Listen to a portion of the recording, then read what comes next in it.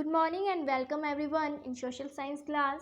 We are discussing the chapter 21 and the name of the chapter is advertising and the democracy.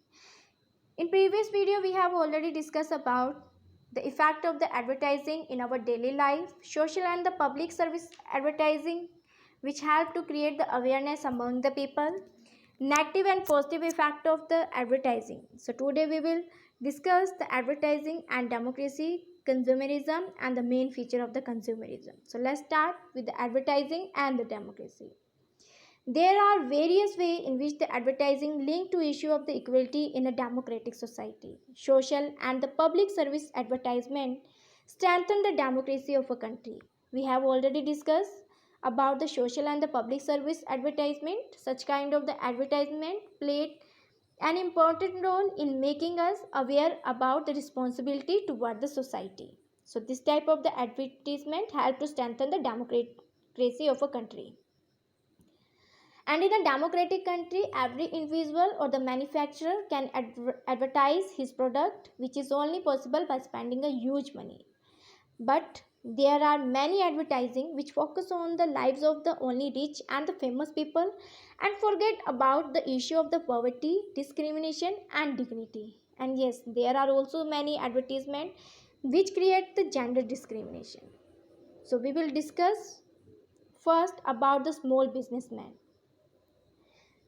Small businessmen do not have much money to spend on their advertising because the small businessmen not have money to show their product on TV, national newspaper or the magazine.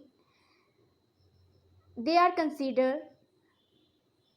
considered as fashionable as branded product.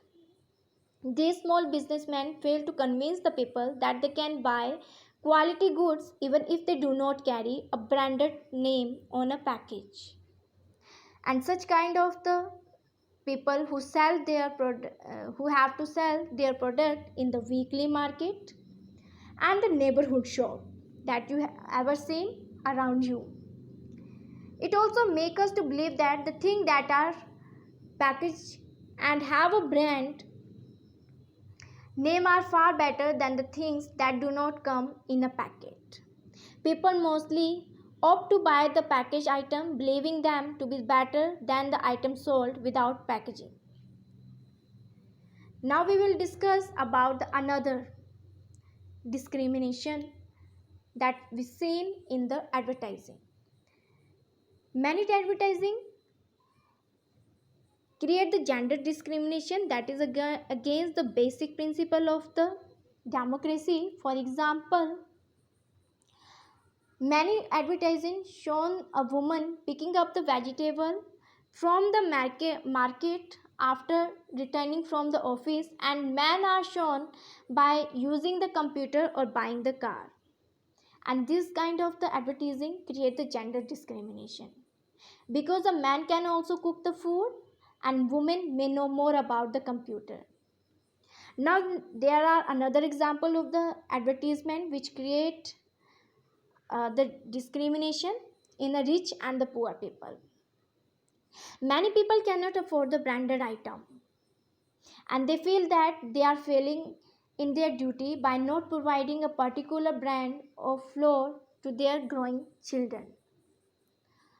They may not be able to afford a branded shirt for an official meeting and they start developing a feeling of the inability. And this creates a distance between the rich and the poor people. It is against the democracy where everyone should enjoy equality irrespective of his or her social or economic status. So there are many advertisements which create the discrimination on the base of rich or poor or the gender. Now let's discuss about the consumerism. So first we must know that the consumer, who is the consumer? Consumer means customer, a person who buys by paying the price of some goods or service from the market. Like whenever we buy any product from the market, like vegetable, cloth or anything, we have to pay a particular price for it. In olden time, if we talk about the olden time, there was a direct relationship between the seller and the consumer. the consumer was treated respectfully, and a bond was established between the seller and the consumer. But if we talk about the modern time, time changed with the commercialization, and the buyer came to be referred to as the consumer. The personal relation between the buyer and the seller has ended, and many shopkeeper or the manufacturing companies cheat the consumer by charging more for a commodity or giving us a poor quality good.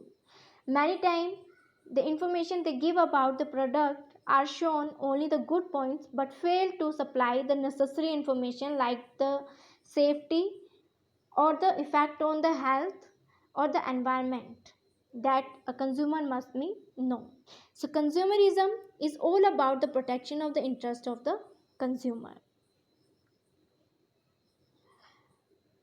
If anytime we feel like that, like we are cheated by a shopkeeper, then we can file a complaint in a consumer court. For this, we have to write an application, attach the cash memo, warranty and guarantee card, and submit it to the district consumer.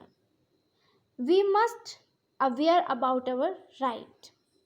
It is a social movement seeking to protect the right of the consumer in a relation to producer of goods and provider of the service. So if any time if we feel cheated, we can move to the consumer court. And yes, we must also read the newspaper daily so that we can be aware about the products and can save ourselves from being cheated.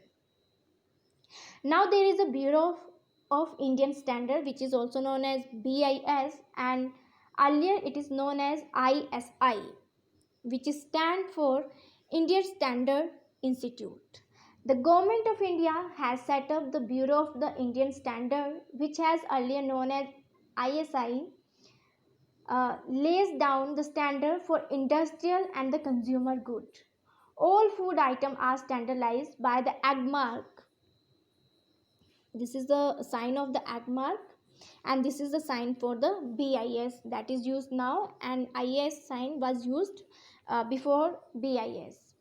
So AGMARK, Agriculture Product Grading and Marketing Act. So there are many products when we buy from the market, we see in the different kind of the mark on them which show the quality of the product. Like such kind of the mark we can see on the food product, and this kind of the mark we seen on the vegetarian food, and this kind of the mark we seen in the non-vegetarian food. So there are many mark or the grading we can see on the food product, which help us to know the quality of the product. Now last point is the main feature of the consumerism. There are the various components of the consumerism. The first one is a consumer must be aware of his and her right, and he should protect his or her right. He or she should raise voice against the exploitation, and voluntary consumer organizations should encourage, guide, assist in safeguarding the interest of the people. Government law must protect the interest of the consumer, and business house must adopt a code of the conduct for regulating their activity. So that's it. This is the end of the chapter. I hope chapter is now clear to you. So thank you and have a nice day.